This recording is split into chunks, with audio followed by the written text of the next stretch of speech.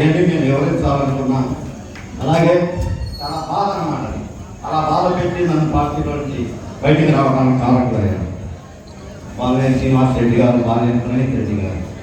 కాబట్టి వారి గురించి నా దగ్గర ఇంకా చాలా ఉన్నాయి. నేను 2 ప్రెస్ మీట్ పెట్టి వివరిస్తాను. అలాగే ఈరోజు చాలా బాధాకరమైన విషయం, పెద్దల మోహన్ శ్రీనివాసరెడ్డి గారు లేకపోవడం. ఎందుకంటే సుబ్బరామరెడ్డి గారి తనయుడు విజయబాబు గారు నేను చనిపోయారు. ఈరోజు వారు నెల్లూరులో ఉన్నారు. లేకపోతే ఈ కార్యక్రమానికి ఆయన కూడా రావాల్సింది. కాబట్టి ఇది కూడా మనకి చాలా బాధాకరమైన విషయం.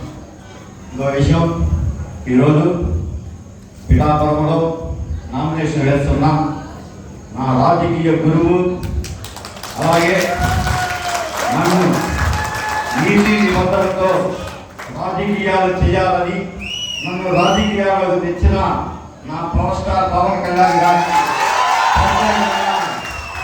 ధన్యవాదాలు తెలియజేస్తూ, అలాగే ఈరోజు జనార్దనానికి ఒక కోరిక, నా తెలుగు ప్రజల ఆశాజ్యోతి వంగవేటి మోహన్ రంగా గారు తనయుడు వంగవేటి రాధా గారు మన పార్టీలో ఉన్నారు.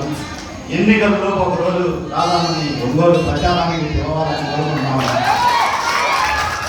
కాబట్టి ఈరోజు సమయాభావం ఎక్కువ అవుతుందా అన్న మాట్లాడాలి, ఇంకా ప్రోగ్రామ్స్ ఉంటాయి.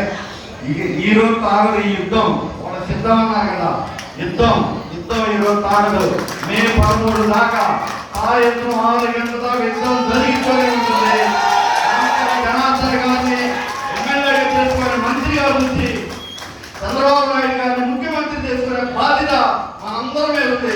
కాబట్టి పవన్ కళ్యాణ్ గారి ఆశయాలు ఏమి ఉన్నాయో, చంద్రబాబు నాయుడు సిద్ధాంతాలు ఏమి ఉన్నాయో, జనార్దన్ అభివృద్ధి ఎలా ఉందో ఇవన్నీ మనం నిలబెట్టుకోవాలంటే రేపు సైకిల్ గుర్తు మీద ఓటు వేసి ప్రతి ఒక్కరికి సిద్ధం అన్నోడు కల్లా యుద్ధం చేసి చూపిద్దామని తెలియజేస్తున్నారు.